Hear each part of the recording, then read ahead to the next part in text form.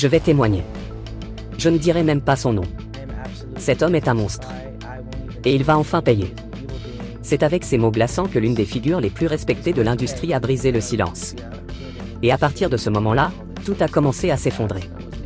Il faut revenir plusieurs années en arrière, à une époque où tout semblait parfait. De l'extérieur, c'était une success story brillante. Mais derrière les projecteurs, une autre réalité se jouait, bien plus sombre. À l'époque, il avait la main sur tout, les contrats, les apparitions publiques, les collaborations. Mais surtout, il avait le contrôle. Le contrôle des gens. Et le contrôle des silences. Puis un jour, dans une salle d'audience bondée, tout a changé. Il s'était présenté comme à son habitude, costume taillé, sourire calculé, entouré de ses avocats. Mais ce jour-là, son regard était ailleurs. Il fixait quelque chose, ou quelqu'un, qu'on ne pouvait pas voir. Et c'est là que tout a basculé. La salle d'audience est devenue un théâtre de tension. Ses mains tremblaient. Il vérifiait son téléphone encore et encore. Et puis, il l'a vu. Son ancienne protégée, qui entrait dans la pièce. Simplement vêtue. Mais avec une présence qui faisait taire tout le monde. Elle s'est assise. Droite. Calme. Déterminée. Quelques minutes plus tard, un post explose sur les réseaux. Une célébrité de premier plan, mondialement connue, prend parti. Publiquement. Contre lui. Dans la salle, les regards se croisent. Certains chuchotent. D'autres se lèvent pour aller appeler leur rédaction. Les jurés, eux, se regardent, confus. Quelque chose d'énorme venait de se passer, et tout le monde le sentait. C'est à ce moment-là qu'il a craqué. Son masque s'est fissuré. Il s'est levé brusquement. Sa chaise a raclé le sol. Il a pointé du doigt. Il a hurlé. Après tout ce que j'ai fait pour toi? C'est ça ta loyauté? Les gardes de sécurité se sont rapprochés. Les avocats tentaient de le calmer. Mais il était hors de contrôle. Ces mots résonnaient dans la salle, vous mentez. Tout ça est faux. Les croquis de l'audience ce jour-là sont glaçants. Le visage crispé. Les yeux exorbités. La rage incarnée. La juge? Impassible. Mais ferme. Monsieur, ceci est une cour de justice, pas une scène de concert. Encore un débordement, et vous serez placé en détention immédiate. Elle n'a même pas levé la voix. Elle n'en avait pas besoin. Pendant la pause, un murmure parcourt le tribunal. Quelqu'un l'a vu pleurer. Lui, le géant intouchable de l'industrie. Mais ce n'était que le début. Sur les écrans du tribunal, les messages apparaissent. De simples mots. Mais chargés de peur, de détresse et de vérité. Il contrôle tout. Je ne sais plus quoi faire. Ce qu'il fait, ce n'est pas normal. Il faut que tu en parles à quelqu'un. Ce n'était pas une rumeur. Ce n'était pas un montage. C'était un échange réel, daté de plusieurs années auparavant. Et celui qui l'avait écrit? Cette même célébrité qui venait de se prononcer publiquement. Les jurés penchent la tête, plissent les yeux, lisent chaque mot comme s'ils découvraient un code secret. Un homme dans le jury laisse échapper un soupir. Une femme essuie discrètement une larme. Et lui, au centre de la pièce? Il explose. Ces messages sont faux. C'est un complot. Vous mentez tous. Il tente de se lever.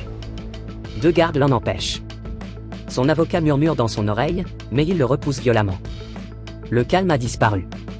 La stratégie, oubliée. Il n'y a plus que la rage. La juge ordonne immédiatement. Faites sortir le jury. Maintenant.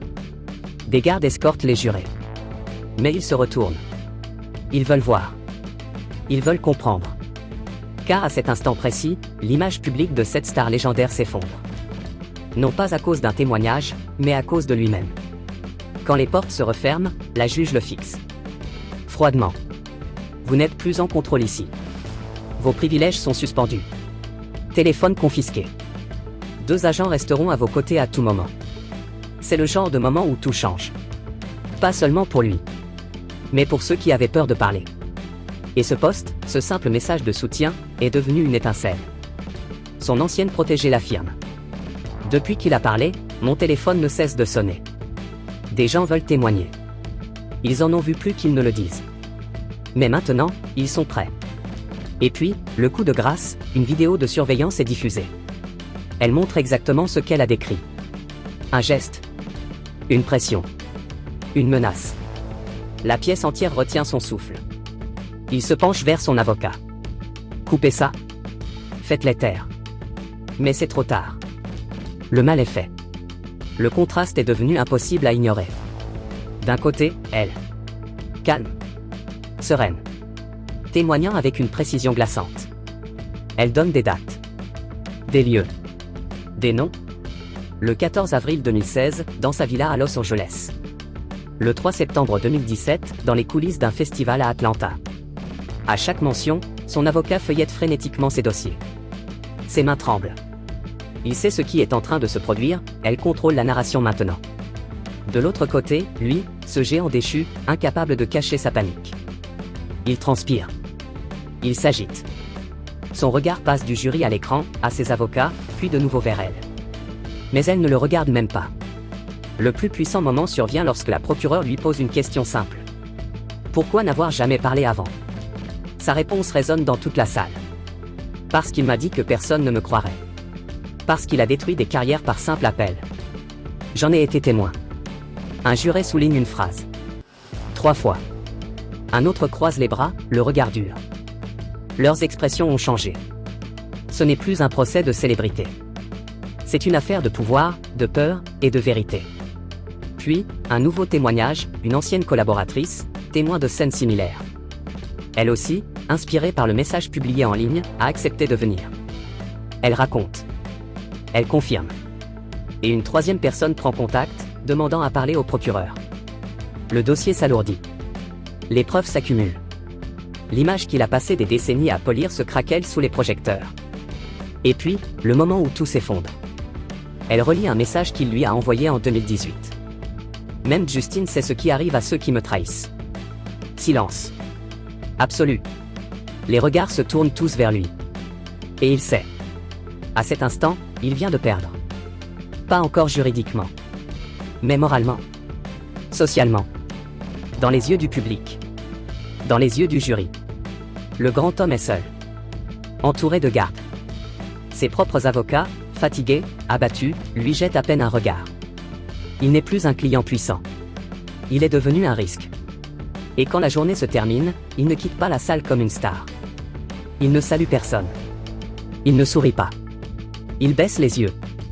Et marche lentement, escorté comme un détenu potentiel. Pendant ce temps, elle sort la tête haute. Une équipe discrète l'encadre. Mais personne ne parle. Ils n'ont pas besoin. Parce que tout le monde a vu ce qu'il fallait voir. Ce n'était pas un procès comme les autres. C'était un signal. La 5e journée s'achève sans verdict, mais l'inéluctable est lancé, le silence ne protège plus les puissants. Dans les heures à venir, d'autres témoins parleront, de nouvelles preuves surgiront, et un empire pourra s'effondrer pierre après pierre. La seule question, resterez-vous simple spectateur, ou rejoindrez-vous ceux qui font enfin tomber les masques? Abonnez-vous, partagez cette vidéo, et soyez là pour la suite de cette chute en temps réel.